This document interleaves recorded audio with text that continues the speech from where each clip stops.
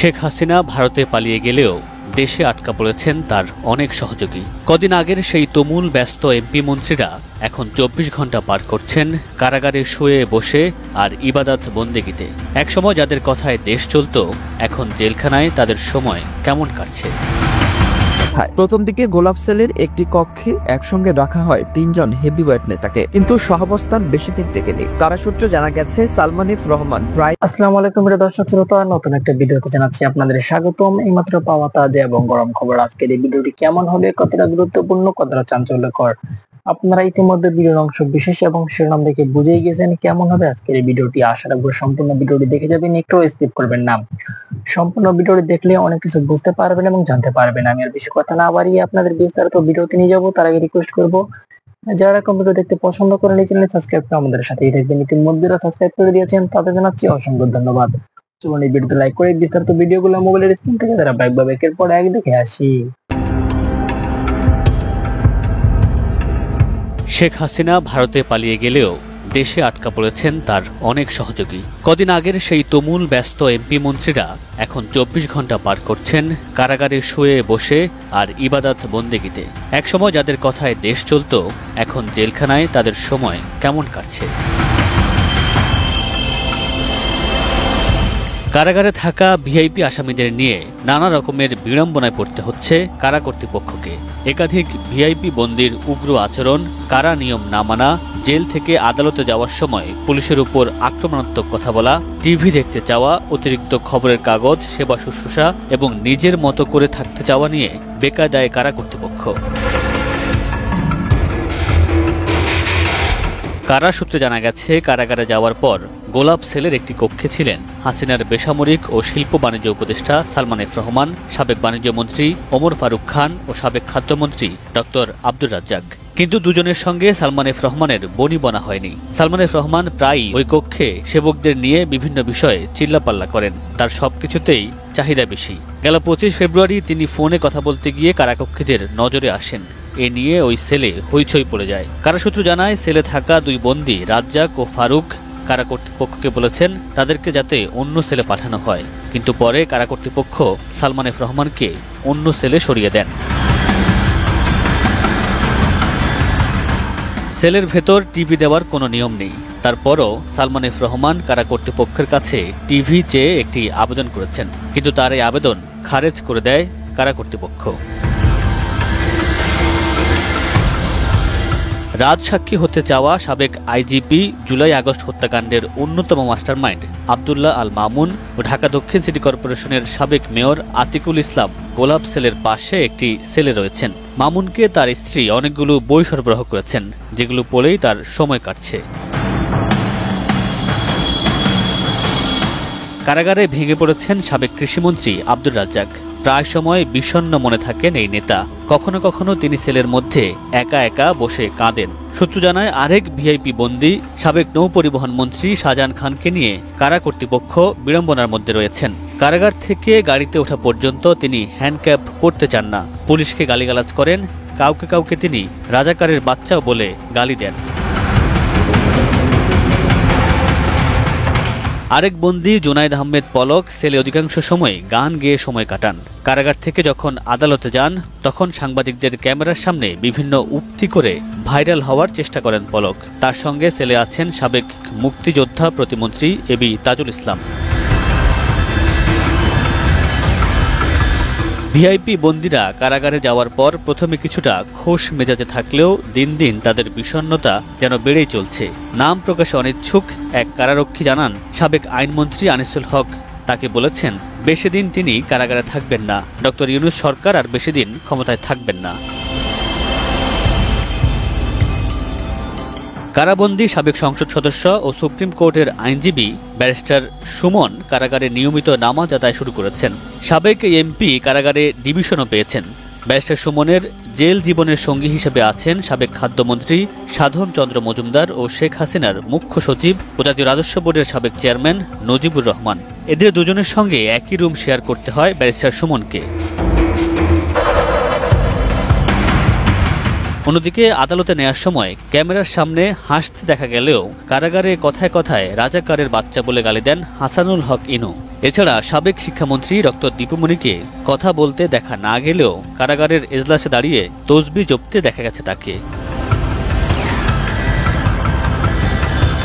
ডিএমপির বরখাস্ত হওয়া সাবেক ডিসি মশিউর রহমান সাধারণ হাজতীদের সঙ্গে রয়েছেন। তিনি কারাগারে বোর্ড হাজতি কায়েদীদের ইংরেজি ক্লাস নিয়ে থাকেন। ডিভিশনপ্রাপ্ত বন্দীদের নিয়ম অনুযায়ী যে সেবা দেওয়ার নিয়ম রয়েছে, ভিআইপি বন্দীদের সেসব সেবা দেওয়া হচ্ছে। ডিভিশন পাওয়া আসামিরা থাকেন আলাদা একটি রুমে, যেখানে থাকে একটি বিছানা, কাঁথা, বালিশ, টেবিল, চেয়ার ও ফ্যান। মেলে ব্যক্তিগত টয়লেটের সুবিধাও। প্রতিদিন 2টি পত্রিকা দেওয়া হয় তাদের। খাবারের তালিকায় সকালে থাকে রুটি, সবজি ও ডিম, দুপুরে ভাত, মাছ অথবা মাংস ও ডাল, রাতে ভাত, মাছ ও সবজি। মাসে একবার দেখা করতে পারেন পরিবারের সঙ্গে। সপ্তাহে একদিন 10 টাকার বিনিময়ে মোবাইল ফোনে কথা বলতে পারেন 10 মিনিট। এছাড়া তাদের দেখভাল করেন একজন কারাকর্মী। অন্য বন্দীদের থেকে ভিআইপিদের মেডিকেল সুবিধাও আলাদা রয়েছে। আল্লাহ সর্বোত্তম পরিকল্পনাকারী, দোয়া করবেন, সবাই সাবধানে থাকেন।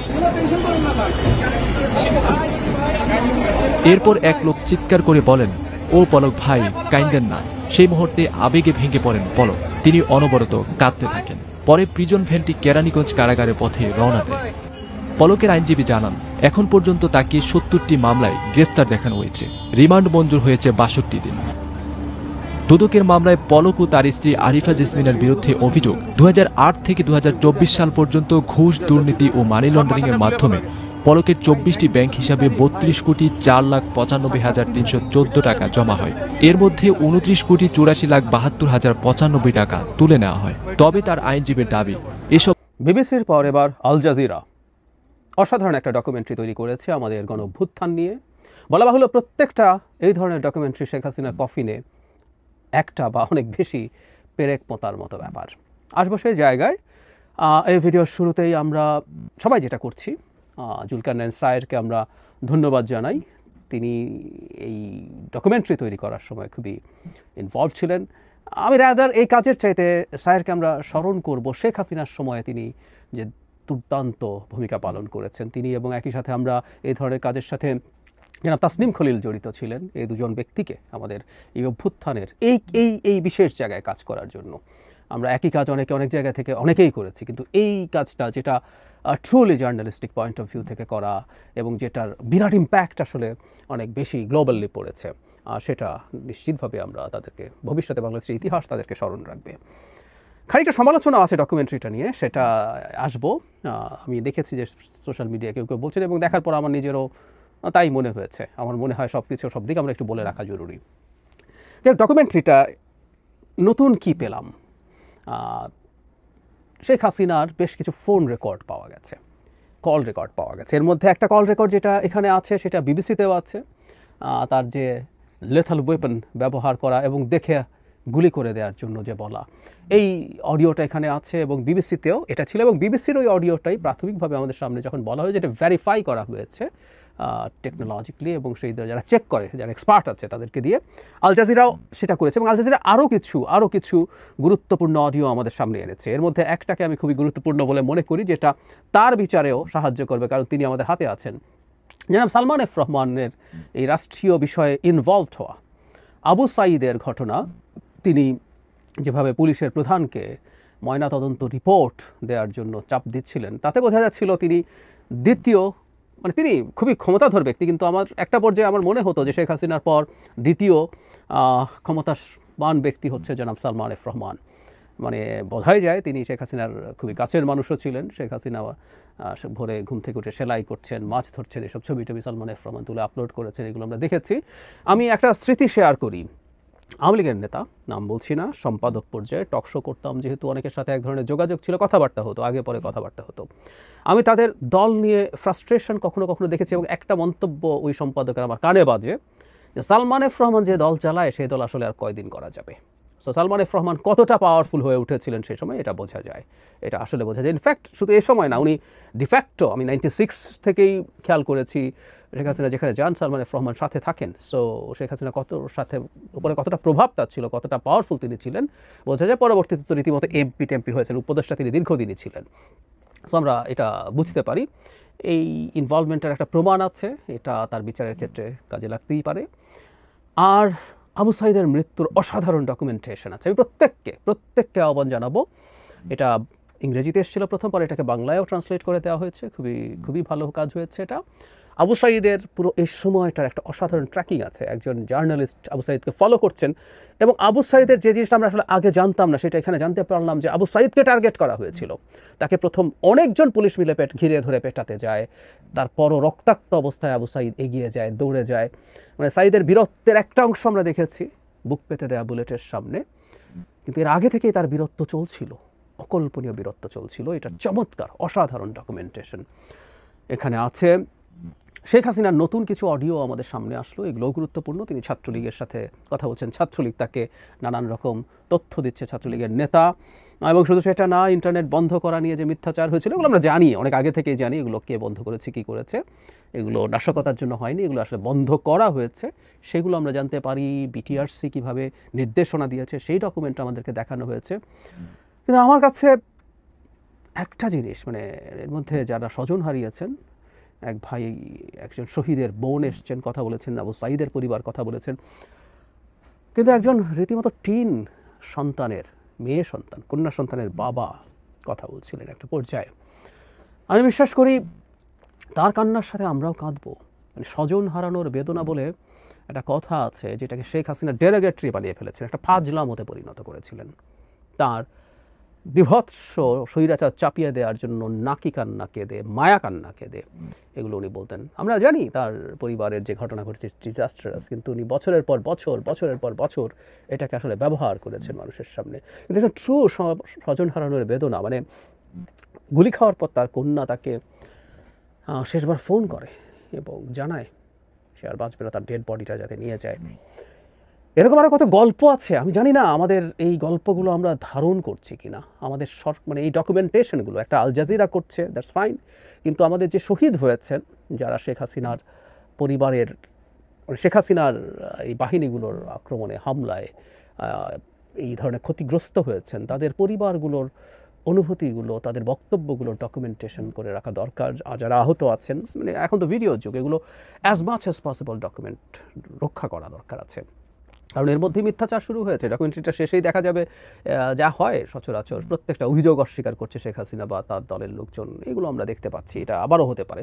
সো এই ডকুমেন্টারিগুলো শুধু ডকুমেন্টেশন করা না, আমাদের হাতে যে ফুটেজগুলো আছে, আমি জানি না, সত্যিই জানি না আমাদের সরকার কোনো আর্কাইভিং সিরিয়াসলি করছে কিনা। আর্কাইভিং করলেই হবে না, এগুলো প্রত্যেকটা ডিজিটাল ফরেন্সিক করে এগুলো যে অথেন্টিক, এটা আমাদের দেশেও না, প্রয়োজনে বিশ্বের যে কোনো প্রতিষ্ঠিত জায়গা থেকে এগুলোকে ভেরিফাই করে, যত টাকা খরচ হয় এগুলো ভেরিফাই করে তারপর আর্কাইভিং করা দরকার, এবং এগুলো যদি কোনো সার্টিফিকেশন থাকে সেগুলো উল্লেখ করে দেওয়া দরকার আছে, আমি মনে করি।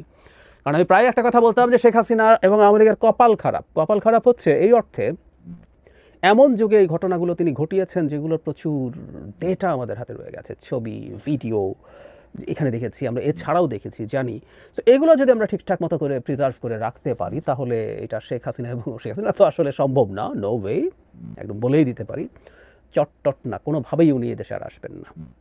উনি মারা যাবেন ওনার প্রভুর দেশ ভারতে, প্রতিদিন মৃত্যু যন্ত্রণা পেতে পেতে। এই ভিডিওতে, এই ডকুমেন্টারিতে আছে যে শেষে তিনি রাগে, ক্ষোভে, দুঃখে হাউমাউ করে কেঁদেছেন। খুব ভালো লাগতো এই সিনটা যদি দেখতে পারতাম। যাই হোক, উনি এটা করেন, এখনও করেন, উনি ঘুম ভেঙে ওঠে কাঁদেন, আমি জানি, কারণ তার মরে যাওয়ার চেয়ে আরও বেশি ডিজাস্টারাস ব্যাপার। এখানে পুলিশ এবং বিশেষ করে একজন মিলিটারি অফিসারের ব্রুটালিটি, তার গুলি করা ভিডিও আমরা আগে দেখেছি, তার কথা এসছে, আমাদের সেনাপ্রধান এসছেন, সে সময়কার ঘটনাগুলো তিনি জানিয়েছেন, এবং আমরা এখনও মনে করি সেনাবাহিনী, বিশেষ করে সেনাবাহিনীর ওই যে লাস্ট যে বড় বৈঠকটা হলো, সভাটা হলো, সেখানে mid to lower level officers যেভাবে রিয়্যাক্ট করেছিলেন সেটার তথ্য এসছে সামনে, এবং তিনি খুব চমৎকারভাবে শেষ পর্যন্ত এই সিদ্ধান্তটা জনগণের পক্ষে নিতে পেরেছেন। এটা আমাদের আবার স্মরণ করিয়ে দেওয়া হলো। শেখ হাসিনার কল রেকর্ড নিয়ে একটা খুবই ইন্টারেস্টিং ঘটনা আছে, সেটা হলো তিনি থেকে 50টা ফোন ব্যবহার করতেন, এবং কখনো কখনো তাকে বলা হয়েছে যে এটা তো রেকর্ড হচ্ছে, সি ওয়াজ সো ডেসপারেট, উনি বলেছে উনি কেয়ার করেন না। কিন্তু শেষ পর্যন্ত আমাদের হাতে আসলে এই জিনিসগুলো আসলো, বিশেষ করে তার লেথাল ওয়েপনে গুলি করে হত্যা করার কথা। প্রশ্ন হচ্ছে এইগুলো রেখে আমরা আসলে কি করব, এই আলাপটা যদি করি, ট্রু আওয়ামী লীগের লোকজনের এরপরও বোধোদয় হবে না যে এই মানুষগুলো ব্লাইন্ড আওয়ামী লীগ সমর্থন করে, এখনও আছে, খুবই দুঃখজনক কিন্তু আছে। কিন্তু এই ডকুমেন্টগুলো আমাদের ভবিষ্যৎ প্রজন্মের জন্য আমাদের চেষ্টা থাকবে শুধু আইন করে না। আওয়ামী লীগের কেউ কেউ মতাদর্শ বলে, মুজিববাদ বলে, ফ্যাসিবাদ বলে, সরি, আওয়ামী লীগ একটা ডাকাত, একটা মাফিয়া, একটা ক্রিমিনাল গ্যাং ছিল। ও কী ক্রাইম কীভাবে করেছে এই ডকুমেন্টগুলো করে রাখা দরকার, যাতে ভবিষ্যতে প্রজন্মগুলো যারা এখনও আছে, ছোট আছে, বেড়ে উঠবে, যারা জন্মাবে, আমরা যুগ যুগ ধরে এই জিনিসগুলো যাতে সামনে নিয়ে আসতে পারি। ডকুমেন্টগুলো সেই কারণে মূলত কাজে লাগবে। যেই আওয়ামী লীগরা এখন আছেন ওনারা আস্তে আস্তে অনেকেই বুড়ো হবেন, বুড়ো আছেন, মারা যাবেন, অনেকেই হয়তো পাল্টাবেন না, কিন্তু আমরা পলিটিক্যালি, আইডিওলজিক্যালি আওয়ামী লীগকে যতটা সম্ভব অপ্রেস করে রাখা সেই চেষ্টা করব। আবার বলছি এটা গণতান্ত্রিক পন্থায় সেই চেষ্টা করবো এবং এই জিনিসগুলো কাজে লাগবে। ফাইনালি যে সমালোচনাটা সেটা নিয়ে একটু কথা বলি। ছাত্রদের প্রতিনিধি হিসেবে এই ভিডিওতে জনাব সাদিক কায়েম এসছে। মানে সাদিক কায়েম আগেও আমরা যখন বৈষম্য বিরোধী ছাত্র আন্দোলন কাজ করছিল সেখানে তাকে কিছু কিছু ছবিতে দেখা যায় এবং উনি অ্যাক্টিভ ছিলেন এবং ভেতরে অনেক কাজও করে থাকতে পারেন, আমি নিশ্চিত নই। উনি অবশ্যই এটা একটা অ্যাক্টিভ পার্ট, কিন্তু উনি তার পরিচয় দেওয়ার পর উনি আমাদের সামনে পরিচিত হলেন। পর আমি মিলিয়ে দেখেছি কোনো জায়গায় সাদিক কায়েম তো ছিলেনই, ঠিক আছে, কিন্তু শুধু তাকে দিয়ে স্টুডেন্টদের দিকেরগুলো বর্ণনা করানোটা অনেকের কাছে প্রবলেম্যাটিক মনে হয়েছে, আমার কাছেও হয়েছে, সত্যিকার অর্থেই হয়েছে। মানে নাহিদ ইসলাম, আমি সবসময় বলি এই মুভমেন্টের পোস্টার বয়, যাকে নিয়ে আর কোনো ভ্যারিফিকেশনের প্রয়োজন নেই। সাদিক কায়েম কদ্দূর কী করেছে এটা ওর বয়ান, তার বয়ান, এগুলো তো রেকর্ডেড না। আমরা দেখেছি তার পক্ষে ও বলছে, সে বলছে, বা আরও কারো পক্ষে নানান রকম কথাবার্তা আসছে, এগুলো ইতিহাসের অংশ হিসাবে থাকবে, কারণ ইতিহাসে সব কিছু প্রকাশ্যে ঘটে না, অ্যাগ্রি। কিন্তু যেটার ডকুমেন্টেশন আছে, যেটার প্রমাণ আছে আমাদের হাতে, নাহিদ ইসলাম ছাড়া আরও যে কয়েকজন আছে তাদের যে কেউ অথবা এগুলো ভাগ করে দেওয়া যেতে পারতো কয়েকজনকে, কিছু কিছু অংশ। এত গুরুত্বপূর্ণ একটা ডকুমেন্টারিতে তাদের অনেকেরই অংশগ্রহণ থাকা দরকার ছিল। আমরা যারা সে সময়, শুধু পুরুষ না, নারীদের মধ্যেও কেউ আমি এই মুহূর্তে উমা ফাতেমার কথা মনে পড়ছে, খুবই ভাইটাল রোল প্লে করেছেন। বা ওই যে 6 জনকে ধরে নিয়ে যাওয়া হলো, এদের আরও কিছু ইনভলভ হলে ভালো হতো, কিন্তু এটা একচ্ছত্রভাবে সাদিক কায়েম ন্যারেট করে গেছে। তাতে এই পারসেপশন তৈরি হওয়ার প্রবাবিলিটি আছে যে সাদিক কায়েমই এখানে সবচেয়ে কী রোল প্লে করেছেন। এই জিনিসটার সমালোচনা হচ্ছে, আমি মনে করি এটা সমালোচনার যোগ্য। এটা না থাকলেই ভালো হতো এই ডকুমেন্টারিটা। আমি তাকে বাদ দিয়ে দেওয়ার কথা বলছি না, তার সাথে আরও কয়েকজনকে রাখলে ভালো হতো। এই অসাধারণ ডকুমেন্টারিটার পার্ট যদি তাদেরকে করতে পারতাম, তাদের জন্য আমাদের একটা চমৎকার রেকগনিশন। শুধু নাহিদ ইসলাম না, আরও হাসনাত সার্জিস, যতজনকে সম্ভব, বা ক্রাইসিসের সময়গুলোতে জনাব কাদের রোল প্লে করেছেন মনে পড়ে যদ্দূর, এরকম যারা করেছেন প্রত্যেককে, কয়েকজনকে কিছু কিছু অংশ করে যদি বলতে দেওয়া হতো, that would have been the best. But still এটা একটা অসাধারণ কাজ। আল জাজিরার টিমকে আমরা ধন্যবাদ জানাই, জুলকারনাইন স্যারকে ধন্যবাদ জানাই। আমরা চাই বাংলাদেশেও এই ধরনের কাজ, এই মানের কাজ হবে। করা যাবে না চাইলে তা না, এটা করা সম্ভব। কিন্তু আমাদের আসলে এটাই ফ্রাস্ট্রেশনের জায়গা। আমরা এই ঘটনার পর থেকে প্রায় বলছি যে আমাদের প্রচুর ডকুমেন্টারি বানানো উচিত, ফিকশন বানানো উচিত, আমাদের গল্প লেখা উচিত, আমাদের কবিতা লেখা উচিত, আমাদের গান বাঁধা উচিত। সেই অর্থে তেমন কিছু হচ্ছে না। আমরা জুলাইকে যদি চাঙ্গা রাখতে চাই, জুলাইকে যদি আমরা ভবিষ্যৎ প্রজন্মের জন্য লার্নিং হিসেবে রাখতে চাই, জুলাইকে যদি আমরা আওয়ামী লীগের এই মাফিয়াতন্ত্র ফিরে আসার চেষ্টার ব্যারিয়ার হিসাবে তৈরি করতে চাই, তাহলে এগুলো লাগবে। প্রিয় দেশবাসী, শুরু থেকে শেষ পর্যন্ত যারা এই ভিডিওটি দেখেছেন সকলকে জানাই অসংখ্য ধন্যবাদ। যারা এরকম নিউজ ভিডিওতে পেতে পছন্দ করেন তারা অবশ্যই এই চ্যানেলটি সাবস্ক্রাইব করে পাশে থাকা বেল আইকনটি বাজিয়ে দিবেন। যারা এখনও এই ভিডিওটি শেয়ার করেননি, এই ভিডিওটি দ্রুত শেয়ার করে সকলকে দেখার সুযোগ করে দিন। আজকের মতন এই পর্যন্ত, দেখা হচ্ছে পরবর্তী কোনো ভিডিও নিয়ে ইনশাল্লাহ।